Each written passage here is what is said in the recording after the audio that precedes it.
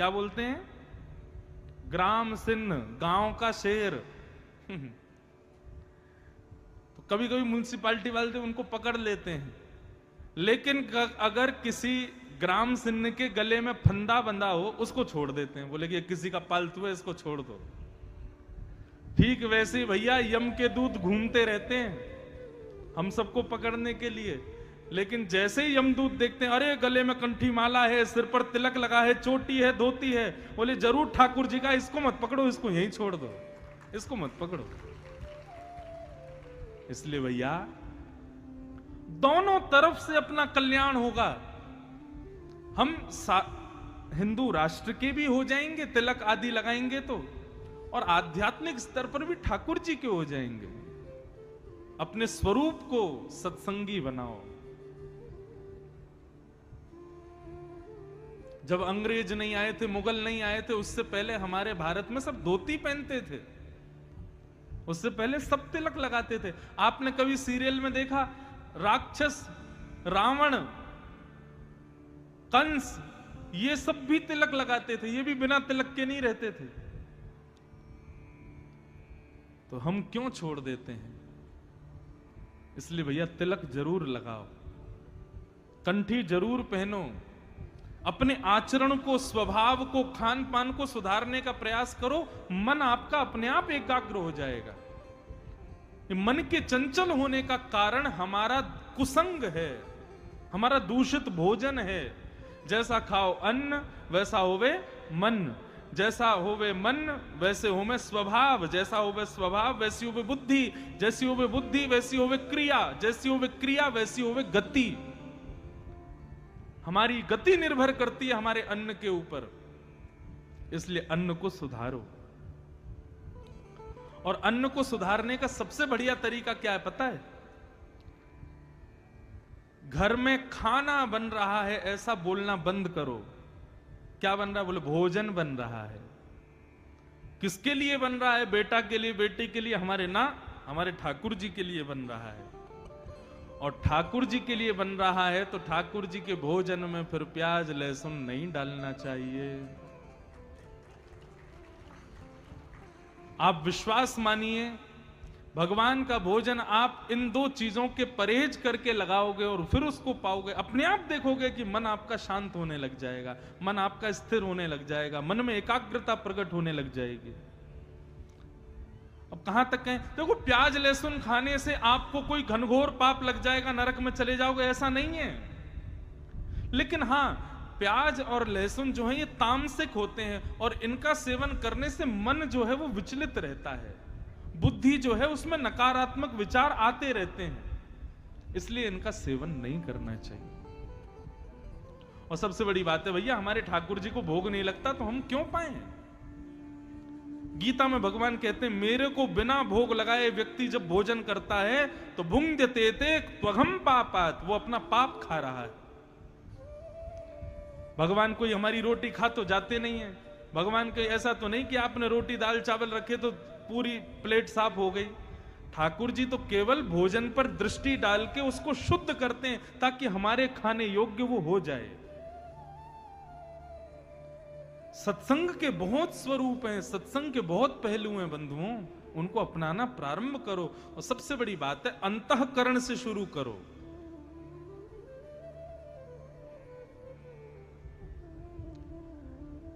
मां, इंद्रियों को दोष मत दो, मन को सुधारो। और ये मन कैसे सुधरेगा? तब भगवान बोले, मैं 5 लक्षण आपको बता रहा हूं, ये 5 लक्षण जिसमें दिखाई दें मां, उनका संग करना प्रारंभ कर दो। बंधुओं, बहुत ध्यान से सुनना, ये 5 लक्षण जिसमें हो उसका या तो संग करो, और यदि ये 5 लक्षण किसी में ना हो तो अपने अंदर लाने का प्रयास करो। और 5 में से कोई एक लक्षण भी किसी के अंदर हो तो भी आप उसका संग कर सकते हो। लेकिन सबसे बड़ी बात हम बताएं, ये 5 लक्षण सुनने के बाद आप भी कहोगे कि भैया इन 5 लक्षणों से युक्त अभी संसार में कोई नहीं है। इसलिए सबसे बढ़िया ये है, 5 लक्षण सुन के अपने अंदर लाओ। कौन कौन से 5 लक्षण? भगवान कपिल अपनी माता देवहूति को बता रहे हैं, मां तितिक्षव कारुणिका श्रुहृदय सर्वदेहिनां अजात शत्रव शांता साधव साधु भूषणा। 5 लक्षण। सबसे पहला लक्षण क्या है? सहनशीलता। कितने लोग सहनशील हैं यहां पे? हाथ ऊपर करना।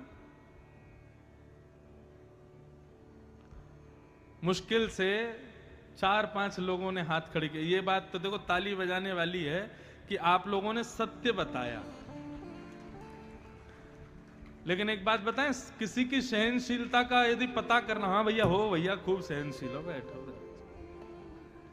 किसी की सहनशीलता, जितनों ने हाथ खड़े किए ना, इनकी देखो सहनशीलता यदि पता करनी हो, अभी नहीं, कभी मौके पर ये आपके सामने पड़ जाए तो इनके कोई दूषित विचार इनको सुना देना।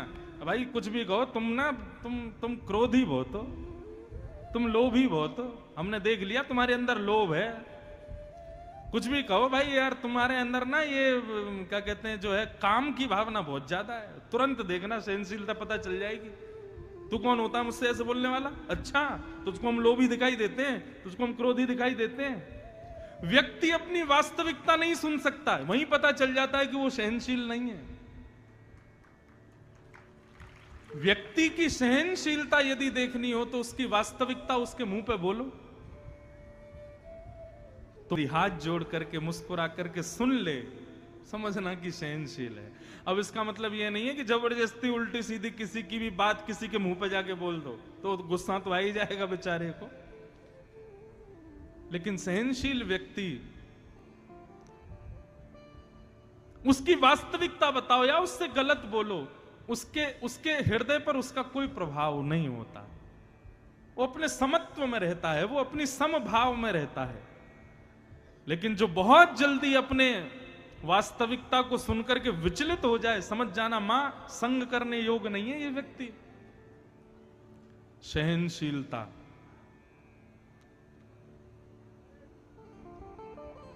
सहनशीलता। सबसे प्रिय संसार में क्या होता है? अपना सम्मान, अपना मान, अपनी प्रतिष्ठा। उस प्रतिष्ठा पर आई एक छोटी सी आंच भी हम सहन नहीं कर पाते, उससे पता चल जाता है हम सहनशील नहीं हैं। इसलिए मां, जिसका संग हम करें उसके अंदर पहला गुण होना चाहिए कि वो सहनशील हो। एक संत गंगा जी में नहा रहे थे और स्नान करते हुए इतने में ही वो बाहर आए तो एक मन चला व्यक्ति आया और उसने पानी पिया और पानी पी के उन पर कुल्ला कर दिया।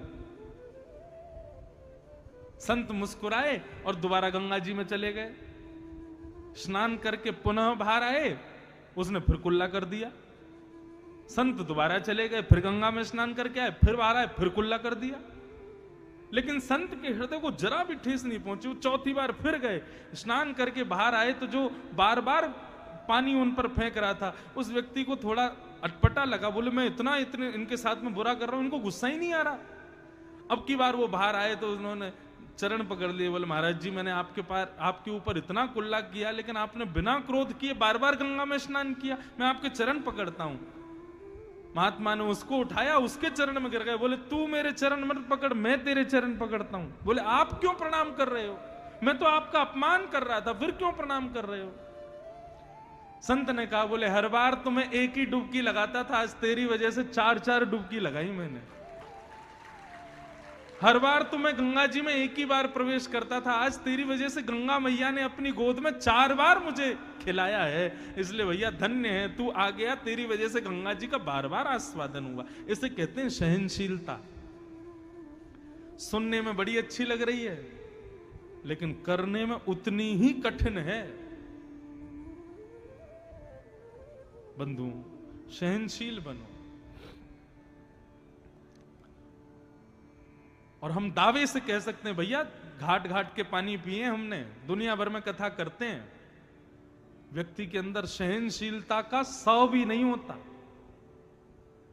बिल्कुल सहनशील नहीं है आज का प्राणी। और हम औरों की क्या कहें, हमारे अंदर भी कहीं ना कहीं ये दुर्गुण होगा कि हम भी सहनशील नहीं है, लेकिन प्रयास करते हैं फिर भी बने। अब आपको क्या लगता है, हजारों लोग कथा सुनते हैं, सब प्रेमी करते हैं? कई लोगों के खत आते हैं, उसमें खूब बढ़िया बढ़िया प्रेमी बातें भी होती हैं। महाराज जी आप कथा ऐसी करते हो, आप तो यूं बोलते हो, आप तो ऐसे कर देते हो, आप तो बार बार अपने बालों पे हाथ फेरते हो। लोग बाग बुराई भी करते हैं तो सहन करना पड़ता है। जरूरी थोड़ी है हजारों लोग सब प्रेम करने वाले ही आते हैं कथा में, 2-4 लोग ऐसे भी आते हैं। लेकिन गोस्वामी तुलसीदास जी कहते हैं, निंदक नियरे राखिए, निंदकों को सदा पास रखो। जो आपकी निंदा करे, आपकी बुराई करे, आपके अवगुणों को तुरंत आपके मुंह पे बता दे, उसको संग रखा करो। क्यों? ऐसा व्यक्ति सदैव आपको प्रगतिशील बनाएगा।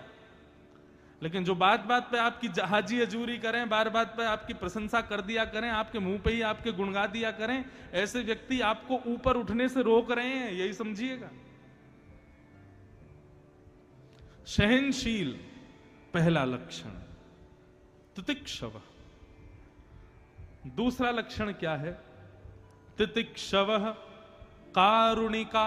दूसरा लक्षण है करुणा, मतलब दया। असहायों पे दया करो। मां, मन को यदि शांत करना है तो जिस व्यक्ति का हम संग करें या जो लक्षण हम अपने अंदर लाएं, उसमें दूसरा लक्षण होना चाहिए दया। सब पे दया करो। बंधुओं एक बात बताएं, दया का जन्म होता है क्षमा से। जो व्यक्ति क्षमाशील है वो व्यक्ति दयालु होगा। लेकिन जिसमें क्षमा का गुण नहीं है ना, वो कभी दयालु नहीं हो सकता।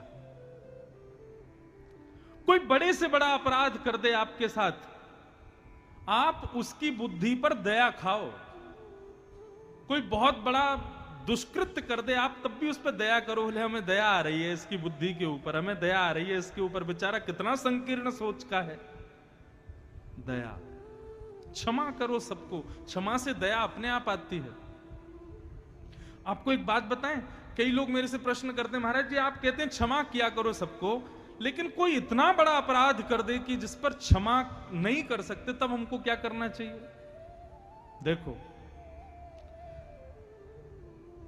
लोग कहते हैं कि अपराधी को दंड मिलना चाहिए, बिल्कुल मिलना चाहिए, लेकिन क्षमा, आपको क्या लगता है उससे दंड नहीं मिलता? वह भी एक दंड है। जब आप किसी अपराधी को क्षमा कर देते हैं तो आत्मग्लानि रूपी दंड लगता है उसको अंदर ही अंदर लगता है कि अरे बताओ मैंने इतना बुरा किया, इसने फिर भी क्षमा कर दिया। चलो ये तो थी एक बात, उसको आत्मग्लानि हुई। दूसरी बात, जब आप किसी को क्षमा कर देते हैं अपराध करने के बाद, तो ऐसा नहीं है कि वो व्यक्ति मुक्त हो गया। आपके बदले का जो भाव है वो प्रकृति लेगी उससे। लोग कहते हैं ना, अब भैया हम तो कुछ कहेंगे नहीं, ऊपर वाला सब देख रहा है, अपने आप होगा। यह बात सत्य है। जब आप किसी को क्षमा कर देते हैं तो प्रकृति आपका बदला लेती है उससे, कभी ना कभी तो उसको भोगना पड़ेगा। 4-5 विद्यार्थियों को नाव में बैठा करके गुरुजी नदी पार कर रहे थे, तो एक विद्यार्थी जो था उनमें से उसका मुंडन हुआ था। अब छोटे विद्यार्थी सब, 2-3 विद्यार्थी उसके बाल नहीं थे, तो कभी उसके सिर पर पानी फेंक दें, कभी उसके सिर पर तबला बजा दें, कभी उसके सिर पर हाथ फेर दें। अब वो बेचारा छोटा बालक सहन कर रहा था, उसने कुछ नहीं कहा। जैसे ही किनारे पर नाव पहुंची, गुरुजी सब देख रहे थे कि इसने अभी तक किसी से कुछ कहा नहीं है। जैसे ही किनारे पर नाव पहुंची तो उपद्रवी बालक जो थे वो तुरंत बिना नाव को टिके ही कूद गए नाव में से। आ गया कोना, कूद जाओ। किनारा समझ करके जैसे ही कूदे तो वहां तो दलदल था, इतने इतने दलदल में घुस गए। गुरुजी बचाओ, गुरुजी बचाओ, गुरुजी बचाओ। गुरुजी बोले तुमको पता है ये क्या हुआ? बोले क्या हुआ गुरुजी? बोले तुम उसको परेशान कर रहे थे, उसके बाल नहीं है, उसके सिर पर कभी हाथ मार रहे थे, कभी पानी फेंक रहे थे, वो बेचारा सहन कर रहा था, तुम लोगों को क्षमा कर रहा था। उसने क्षमा किया, लेकिन उसका बदला प्रकृति ने तुमसे लिया। इसलिए जब आप किसी को क्षमा कर देते हैं तो बिल्कुल निश्चिंत रहिए, क्योंकि प्रकृति आपका बदला उससे लेगी। लेकिन आप क्षमा ही करो। आप क्यों अपने आप को बिगाड़ो क्रोध करके? सब पर दया करो। तो सबसे पहला लक्षण सहनशीलता, दूसरा लक्षण दया, और तीसरा लक्षण तितिक्षवः कारुणिका श्रुहृदः। तीसरा लक्षण है सबका हित चाहो, सबका भला चाहो। केवल मैं खाऊं, मेरे बच्चे खाएं, मेरा परिवार खाए, मेरे सब लोग प्रसन्न रहें, बाकी सब लोग कहीं जाएं, मुझे कोई मतलब नहीं, ऐसा नहीं। सबके भले की इच्छा रखो, सबके कल्याण की इच्छा रखो। अब हमारी ये कथा हरिगढ़ में हो रही है, हरिदासपुर में हो रही है। इस कथा में कई लोग सहयोग कर रहे हैं,